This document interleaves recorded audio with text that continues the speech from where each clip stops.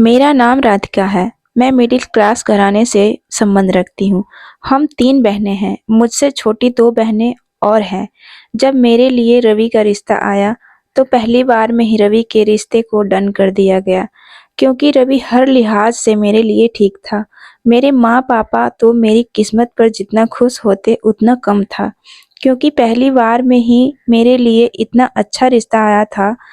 प्रदीप एक multinational company में job करता था। इकलौता था, अपनी माँ के साथ रहता था। उसके पापा की कुछ समय पहले ही डेथ हो चुकी थी। जैसे ही मेरा और प्रदीप का रिश्ता तय हुआ, शादी की तारीख भी कुछ समय के बाद रख दी गई थी और आज मैं दुल्हन बनी बैठी थी। दुल्हन के लाल जोड़े में मेरा सफ़ेद रंग मोतियों की तरह चमक रहा था। लेकिन मुझे नहीं पता था, यह सुहाग का लाल रंग कुछ ही महीने बाद मुझ पर मौत का रंग बदल बनने वाला था।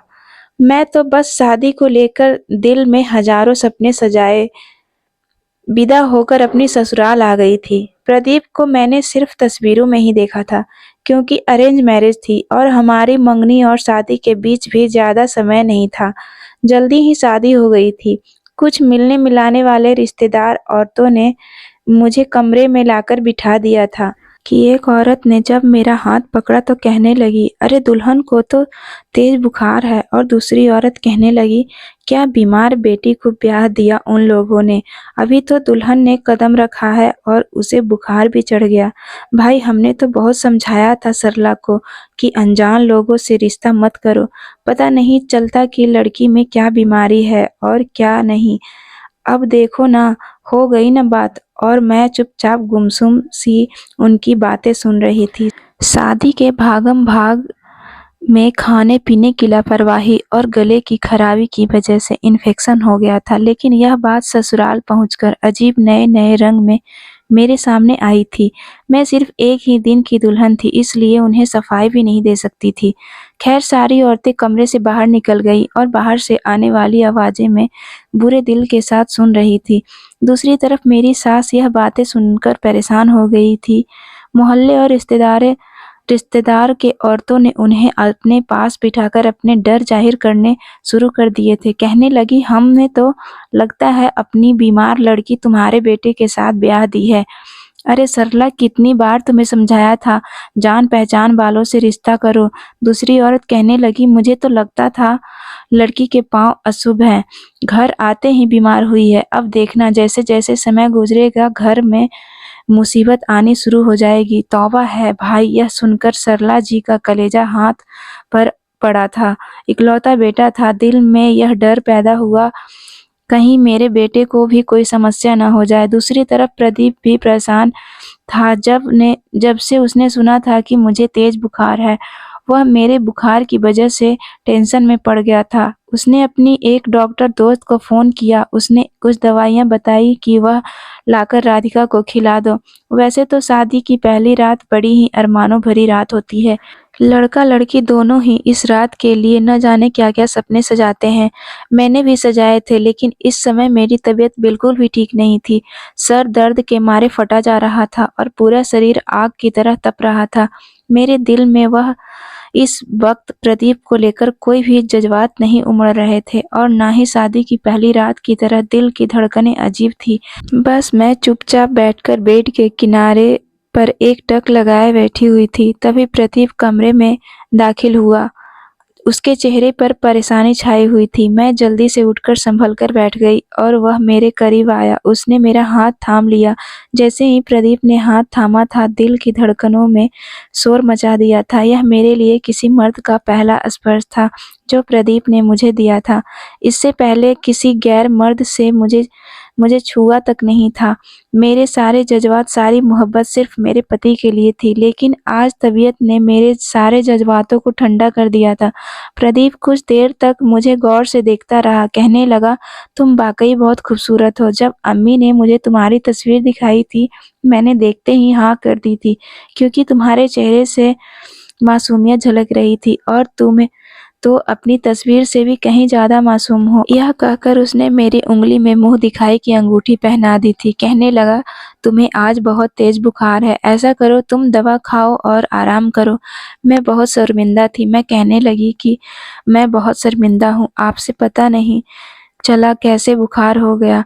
कल तक तो एकदम भली चंगी थी, मुझे कुछ भी प्रॉब्लम नहीं थी। असल में मुझे भी अंदर ही अंदर यह फ़िक्र सताए जा रही थी कि कहीं मेरा पति भी मुझे मनहूस ना समझ ले या यह न समझे कि यह बीमार लड़की है और यह बीमार बेटी उसकी माँ ने मेरे मत्थे मढ़ दिया है।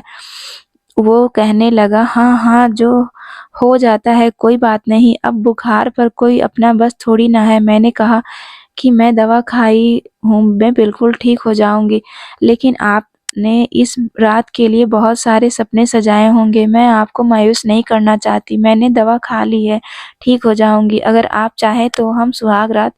प्रदीप ने मेरे होठों पर उँगली रख दी। मैं नहीं चाहती थी कि पहली ही रात में मेरे पति का दिल बुझ कर रह जाए। प्रदीप कहने लगा, पति-पत्नी का रिश्ता उम्र भर का होता है। यह कुछ रातों की कहानी तो नहीं है। मैं अपनी इच्छाओं की खातिर तुम्हें और बीमार नहीं कर सकता। कोई बात नहीं, सारी उम्र पड़ी है, ख्वाब ही तो पूरे करने हैं, तो मेरी तरफ से तुम्हें कोई भी चिंता करने की ज़रूरत नहीं है। प्रदीप की बात सुनकर मुझे सुकून हुआ था, साथ ही साथ मेरे दिल में प्रदीप के लिए मोहब्बत और इज़्ज़त और भी ज़्यादा बढ़ गई थी। मैंने कल हल्की-फुल्की सी नाइटी ड्रेस निकाली और पहनकर बाथरूम से बाहर आई तो प्रदीप अपने फ़ोन पर कुछ देख रहा था। मुझे आता देखकर कहने लगा, ऐसा करो तुम आराम से सो जाओ, किसी भी बात की चिंता मत करना। मैं बेड के दूसरी तरफ लेट गई। प्रदीप मेरे सर को हल्के-हल्के सहलाने लगा। कुछ ही देर बाद मैं नींद की वादियों में चली गई थी। शायद दवा का असर था कि मुझे जल्दी नींद आ गई थी। सुबह उठी तो मेरी तबीयत में काफ़ी सुधार था। नाश्ता करने के बाद मैंने फिर से दवाई ली थी, लेकिन मेरी साँस का डर बढ़ता ही जा रहा था। 2 दिन में मेरी तबीयत काफ़ी अच्छी हो गई थी और इन 2 दिनों में प्रदीप ने मुझे बिल्कुल भी तंग नहीं किया था, बल्कि मेरा ध्यान किसी काँच की गुड़िया की तरह रखा था। मैं बहुत खुश थी कि मुझे इतना प्यार करने वाला पति मिला था और शादी की तीसरी रात जब प्रदीप को लगा था कि मैं बिल्कुल ठीक हूँ, तो उसने मेरी अनुमति के बाद ही मेरे साथ पति-पत्नी वाला रिश्ता बनाया था। उस रात तो वाक़ई मैं प्रदीप के प्यार में पूरी तरह डूब गई थी। उसने भी अपने प्यार की बारिशों में मुझे भिगोकर रख दिया था। वह मेरी ज़िंदगी की सबसे हसीन रात थी, लेकिन शादी के 4 दिन ही गुज़रे थे कि मेरी सास ने किचन मेरे हवाले कर दिया। कहने लगी, भाई मुझे अब यह काम नहीं होता, तुम्हारा घर है, तुम ही सँभालो। मैंने भी खुशी-खुशी अपनी ज़िम्मेदारियाँ सँभालना शुरू कर दी, लेकिन 8 दिन ही गुज़रे थे कि मुझे दोबारा से बुखार हो गया। यह देखकर मेरी सास पहले तो परेशान हो गई थी। 8 दिन बाद फिर दोबारा से बुखार क्यों हो गया? लेकिन उसी वक़्त हमारी पड़ोसन भी आई हुई थी, जो शादी पर भी आ चुकी थी। कहने लगी, भाई हो गया किस्सा शुरू। मेरी सास कहने लगी, क्या मतलब? मैं समझी नहीं। कहने लगी, भाई तुम्हारे बहू के ड्रामेबाज़ियाँ शुरू हो गई। मेरे आजकल की लड़कियाँ ऐसे ही ड्रामा करती है ताकि शादी होते ही अलग घर की फरमाइश कर सके। अरे मेरे मुकेश की बीवी ने भी तो यही ड्रामे शुरू किए थे।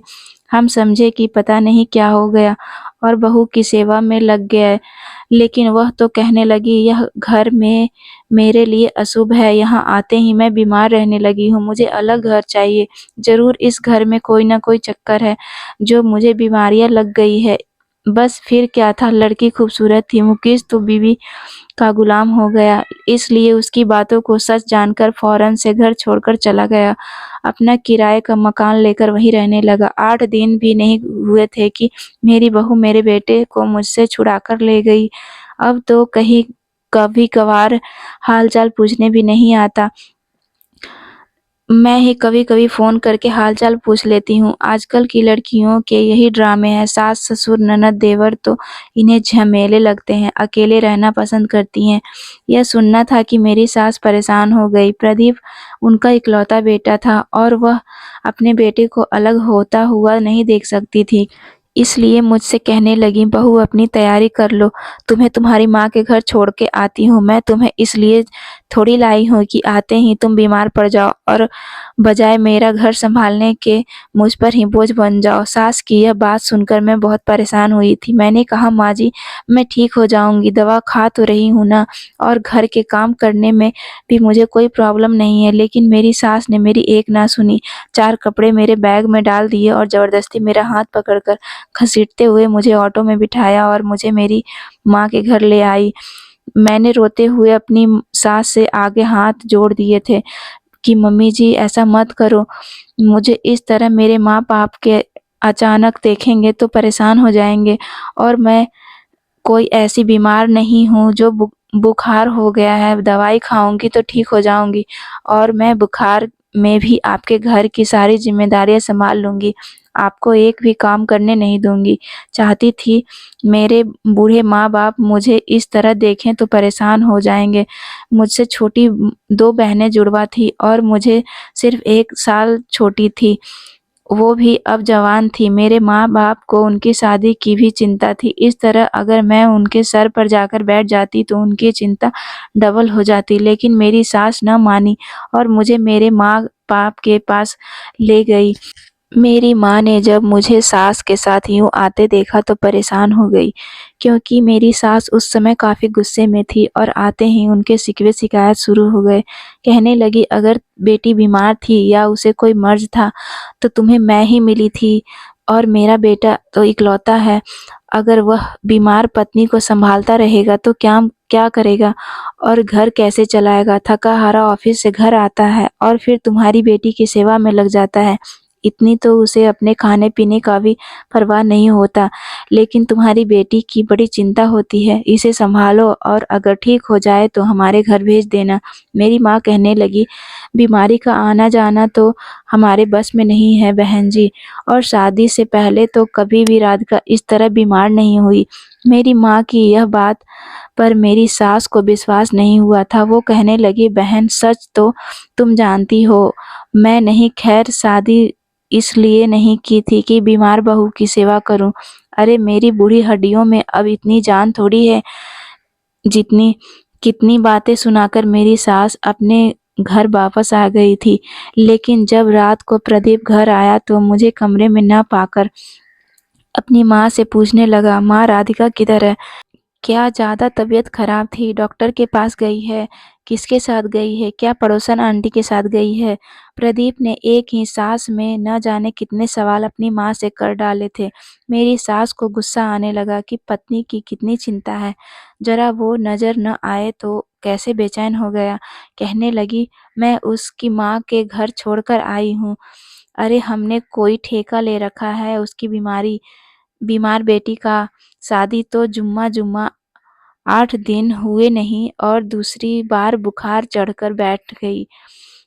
पता नहीं कौन-सी बीमारी है उस लड़की को जो इतनी जल्दी-जल्दी बुखार हो जाता है, और उसकी माँ ने अपनी बीमार बेटी हमारे गले में डाल दी है। यह सुनना था कि प्रदीप हैरत में अपनी माँ को देखने लगा।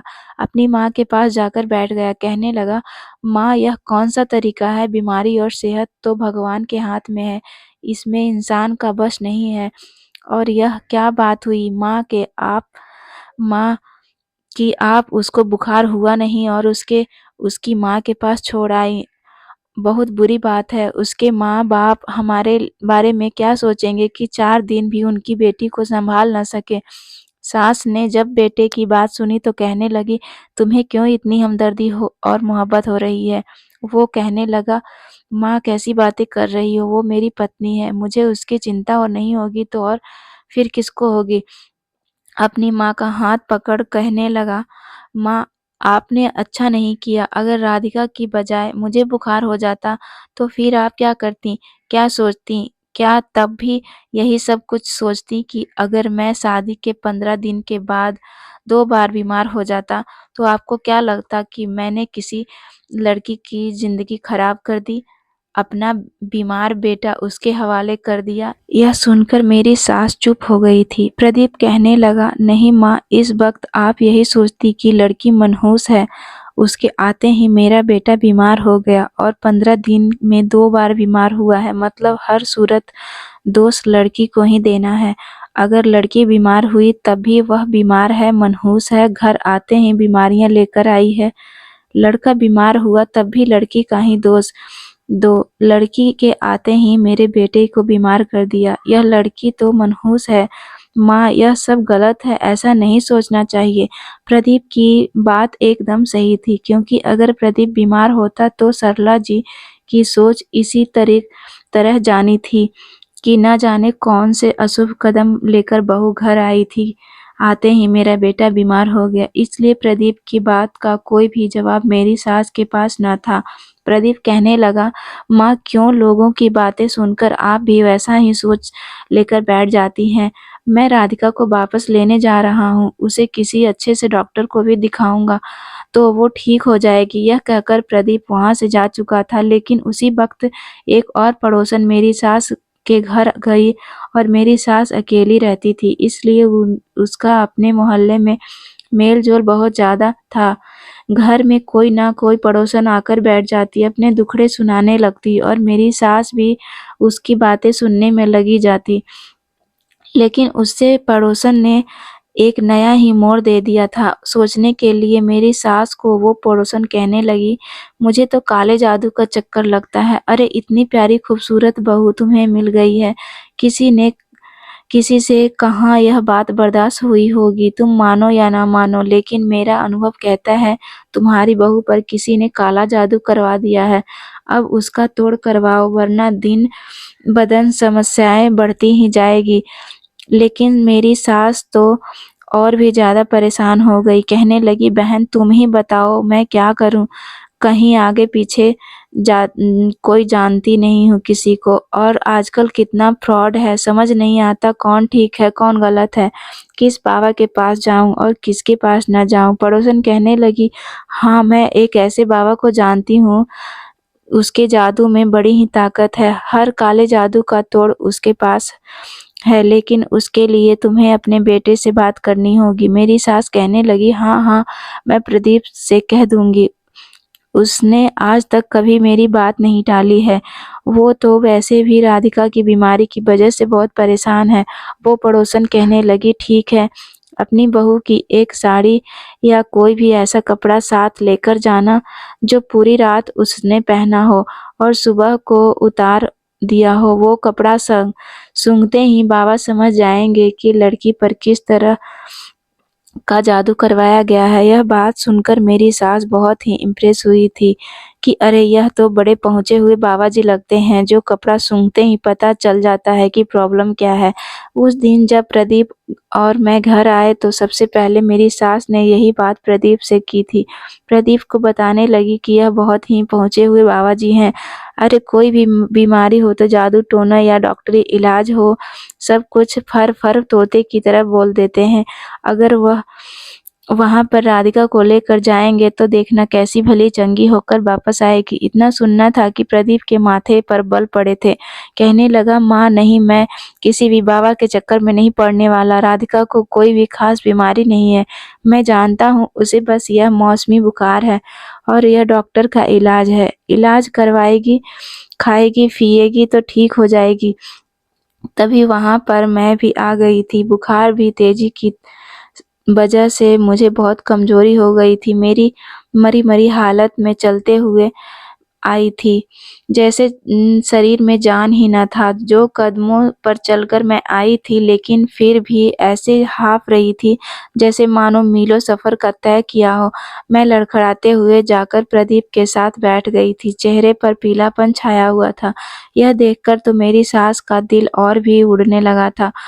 4 दिन की नई नवेली दुल्हन है, पर नई दुल्हनों जैसा कोई भी रूप उसके ऊपर नहीं चढ़ा था, बल्कि उसकी रंगत और भी पीली पड़ गई थी। मुँह फेर कर मुँह में ही बड़बड़ाने लगी कि मेरी तो किस्मत ही फूट गई है, जो इस बीमार लड़की को बहू बनाकर अपने घर लाई थी। मगर प्रदीप ने इस बार अपनी माँ को चौंक कर देखा, साथ ही आंखों में कुछ इशारा भी किया था कि माँ, अब फिर से शुरू मत हो जाना। खैर, मेरी सास ने प्रदीप से अपनी बात मनवा ही ली थी और प्रदीप को भी अपनी माँ की बात माननी पड़ी। न चाहते हुए भी उसने इस बात के लिए हामी भर ली थी। कहने लगा, माँ ठीक है, अगर तुम मेरी पत्नी को बाबा के पास लेकर जाना चाहती हो तो ले जाओ, करवा लो इसका इलाज, लेकिन हाँ माँ, मैं किसी भी तरह की कोई गलत बात ना सुन सकूं। यह रात वाले कपड़े सूंघने का क्या चक्कर है कि कपड़े सूंघने से ही बीमारी सामने आती है। मेरी सास कहने लगी कि हर बाबा का अपना अपना तरीका होता है और वह अपने अपने तरीके से इलाज करते हैं, और यह जो बाबा है ना, यह कमीज सूंघ करके ही बीमारी का पता लगाते हैं। लेकिन मेरा दिल नहीं मान रहा था कि मैं किसी बाबा के पास जाऊं और जादू टोने से इलाज करवाऊं, लेकिन फिर भी अपनी सास की बातें तो माननी ही थी। अगले ही सुबह बस में बैठकर मैं और मेरी सास उस बाबा के ठिकाने पर जाने के लिए निकल गए थे। 2-3 घंटे का सफ़र करने के बाद हम उस गांव में पहुंचे थे जहां पर बाबा का ठिकाना था। बाबा के आश्रम पर पहुंचने के बाद मैं तो बिल्कुल बौखला चुकी थी, क्योंकि वहाँ पर तो बहुत औरतों की बहुत ज़्यादा भीड़ थी। गाँव की औरतें मैले-कुचैले कपड़े और बड़ी सीधी-साधे हुलिये में वहाँ पर मौजूद थी। वहाँ पर तो ऐसा शोर था मानो कोई मछली बाज़ार हो। जब मेरा नंबर आया तो मैं अंदर चली गई। वह अपने साथ रात वाला कुर्ता भी लेकर गई थी, जो रात मैंने पहन कर रखा था। जैसे ही बाबा ने एक नज़र मुझे देखा, मुझे अजीब से अंदाज में घूरने लगा। मुझे तो बाबा की नज़रें बिल्कुल भी अच्छी नहीं लगी थी, लेकिन फिर भी मैं अपनी सास के हाथों मजबूर थी। अगर मैं सास को इनकार करती तो वो मुझे इस घर से चलता करने का सोच चुकी थी। जैसे ही मेरी सास ने कुर्ता निकालकर उस बाबा को दिया तो वह बाबा उसको बिल्कुल अपने नाक के पास ले जाकर सूंघने लगा। उसने अपनी आँखें बंद करके उस कुर्ते को सूंघा था। यह देखकर मुझे बड़ी हिचकिचाहट हुई थी। मैंने अपनी सास का हाथ पकड़ लिया और वहीं बैठी रही। कुछ देर तक आँखें बंद करने के बाद बाबा आँखें खोलकर कहने लगा, बहुत ही बड़ा काला जादू किया गया है तुम्हारी बहू पर। भगवान का धन्यवाद करो कि समय पर मेरे पास पहुँच गई हो। अगर कुछ दिन बाद देरी कर देती, तुम मेरे पास न पहुँच पाती। तुम्हारी बहू के साथ न जाने क्या हो जाता। मेरी सास तो यह सुनकर बहुत ज़्यादा डर चुकी थी। उनके चेहरे की हवाइयाँ उड़ चुकी थी। किसने करवाया इस पर काला जादू? भगवान तू उसकी नस्लें उजाड़ दे, जिसने भी इस पर काला जादू करवाया हो। आखिर जादू करवाने वाला मेरे खानदान का है या फिर किसी खानदान वाले। तो उसने बाबा ने एक नज़र मुझ पर ऊपर से नीचे तक डाली और कहने लगा, नहीं नहीं, तेरे खानदान का कोई भी नहीं है औरत जो इस पर जादू करवा सके। जो यहाँ वहाँ से आई है वहीं पर किसी ने इस पर काला जादू करवा रखा है। कोई बड़ा ही करीबी रिश्तेदार है जिसने इस पर काला जादू करवाया है, मगर शुक्र करो कि बहुत जल्दी ही उसे अपनी कैद में ले लूँगा और जादू को तोड़ कर रख दूँगा। बस मुझे 2 किलो काजू और 2 तीतर लाकर दे दो। ऐसा तोड़ करूँगा कि तेरी बहू की जान छूट जाएगी। हर सोमवार 2 महीने तक मुझे यह सब कुछ लाकर देना पड़ेगा। मेरे सास घर पर वापस आ गई थी, मगर घर आकर उन्होंने प्रदीप को सब कुछ बताया था। कहने लगी, मैं तो बहुत परेशान हो गई थी। प्रदीप कहने लगा कि फिर भी मुझे लगता है साथ-साथ राधिका को डॉक्टरी इलाज भी करवाना चाहिए। मैं बाबा के भरोसे नहीं रह सकता। लेकिन मेरी सास कहने लगी, अरे रब देखो, राधिका की तबीयत एक बार ही जाने से कैसी भली चंगी लग रही थी। 2 महीने तक तो बिल्कुल ठीक हो जाएगी, डॉक्टर के पास जाने की ज़रूरत नहीं है। 2 दिन तक मेरी तबीयत तो काफ़ी सामान्य सी लगने लगी थी, मगर कुछ दिन बाद धीरे-धीरे मेरी तबीयत फिर से गिरने लगी। ऐसा लगता था जैसे मेरे शरीर को किसी आग की भट्टी पर रख दिया गया हो।